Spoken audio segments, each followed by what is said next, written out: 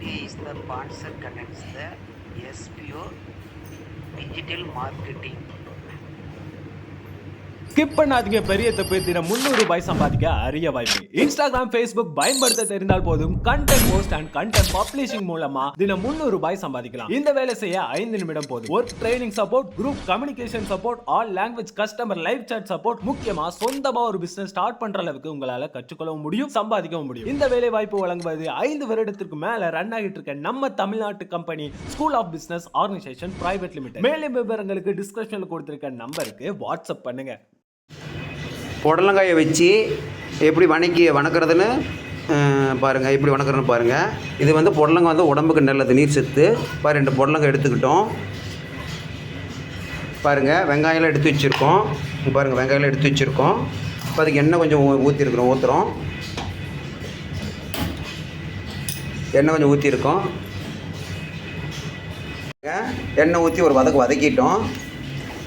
எண்ணெய் ஊற்றி ஒரு வதக்கிட்டு இருக்கோம். இது நல்லா வதக்கணும், நல்லா வேகணும் இல்லையா? அதனால் வெங்காயம் இதெல்லாம் போட்டிருக்கோம்.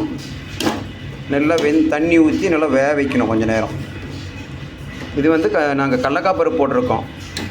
கடலக்காய் பருப்புனா பச்சை கடலைப்பருப்பு அப்படின்னு சொல்கிறாங்க இல்லையா? அதை போட்டிருக்கோம். நல்லா வேவிட்டோம். இது டேஸ்ட்டாக இருக்கிறதுக்கு வந்து நம்ம மிளகுத்தூள் கொஞ்சம் போட்டுக்கலாம்.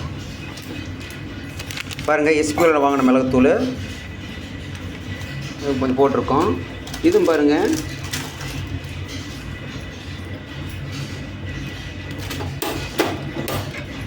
நல்லா ஒரு வதக்கினா தான் அடி பிடிச்சிக்கும். தண்ணி கொஞ்சம் சேர்த்து ஊற்றணும். ஏன்னு கேட்டால் அப்போ தான் நல்லா வேவும் புடலங்காய்.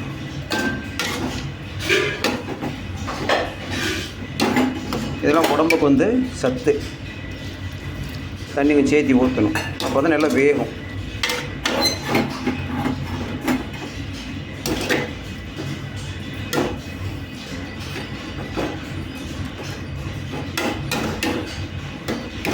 இப்போ வாரத்துக்கு 2 நாளைக்கு நாங்களாம் செஞ்சு சாப்பிடுவோம். நல்லாயிருக்கும். புடலங்காயவே நல்லாயிருக்கும். அது நீர் சத்து மாதிரி இருக்கும்.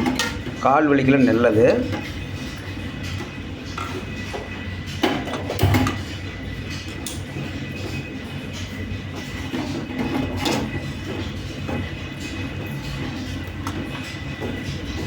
இதுக்கு வந்து கொஞ்சம் தேங்காய் ஒன்று சுரண்டி கொண்டு போட்டுக்கலாம்.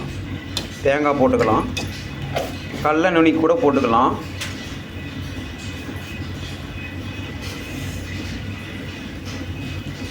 பாருங்கள், நல்லா வெந்துட்டுருக்கு.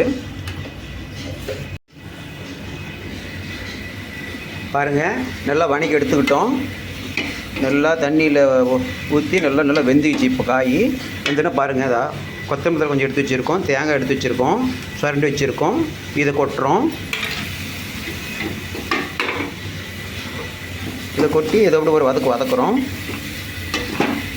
அப்போ தான் கொஞ்சம் டேஸ்ட்டாக இருக்குன்னு வச்சுக்கோங்களேன். அதுக்காக தான் வதக்குறோம். புடலங்காய் வந்து நீர் சத்துங்க, உடம்புக்கு நல்லது. நல்லா வதக்கிட்டுங்களா? இது வந்து பொரியலாகவும் செய்யலாம், நல்லாயிருக்கும். நாங்கள் எப்பயுமே வாங்குறது எஸ்ப்ரோ கம்பெனியில் எங்கள் பையன் ஆர்டர் பண்ணோம். அதனால் வந்து அந்த கம்பெனியில் இருக்கிறனால அதை வச்சு நாங்கள் வாங்கிட்டு இருக்கோம்.